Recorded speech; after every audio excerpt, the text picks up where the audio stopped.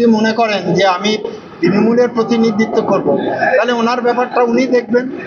আর আমি কাজলবাবু কথাবার্তা তো মাঝে মাঝে আমি সোশ্যাল মিডিয়াতে টিভির মাধ্যমে আমি তো শুনি, উনি বারবার বলেন যে আমি শহীদ পরিবারের লোক, মানে ওর পরিবারে দুটো বামপন্থী পিরিয়ডে মার্ডার হয়েছিল এবং বামেরা করেছিল।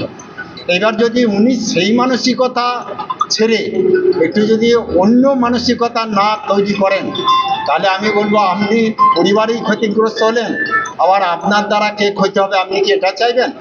আমি মনে করি একজন সভাধিপতি তিনি সেই রকমই সুবুদ্ধির উদয় করবেন, ভালোবেসে মানুষকে সাথে নিয়ে কাজ করবেন, এতে কোনো আপত্তি নেই। রাজনীতির জায়গা থাকবে, ওনারা তৃণমূলের রাজনীতি ওনারা করবে, আমরা ভারতীয় জনতা পার্টি। আর তৃণমূল দল তো একটা আঞ্চলিক দল, কেবল তো বাংলায়, আর আমরা সর্বভারতীয় জাতীয়তাবাদী দল।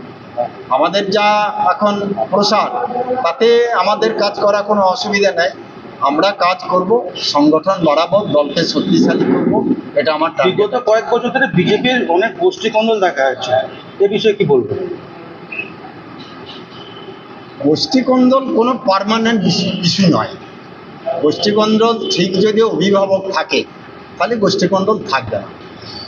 ঘরের খুঁটি যদি শক্ত থাকে তাহলে ঘর নড়বড়ে হয় না। ওই জন্য শক্ত হাতে এগুলোকে ঠিক করতে হবে।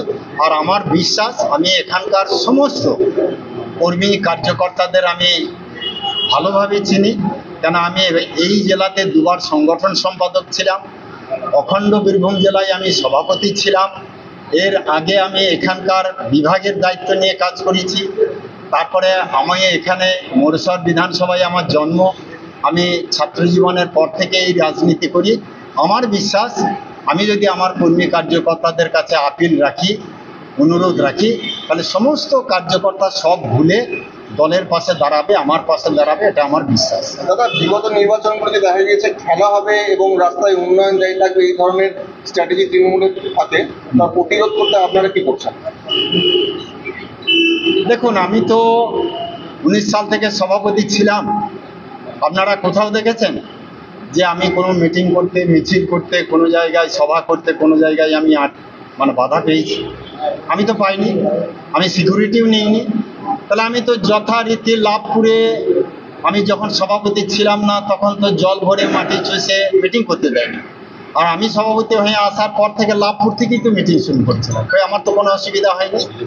ওই জন্য আমি বলবো যে দেখুন, ওইসব খেলা যদি ওরা খেলে, এখন নিজের দলের খেলাটা সামলায়। এখানে তো কী খেলা চলছে আপনারা তো দেখাচ্ছেন টিভিতে, তাহলে ওরা নিজের ঘরের খেলাটাকে বন্ধ করুক, তারপর আমাদের সঙ্গে খেলতে আসবে। আর উন্নয়ন যদি মনে করে যে ডাং নিয়ে মারধর করে উন্নয়ন করবে, তাহলে নিউটনের তৃতীয় সূত্র প্রয়োগ হবে, এখানে কোনো অসুবিধা নেই।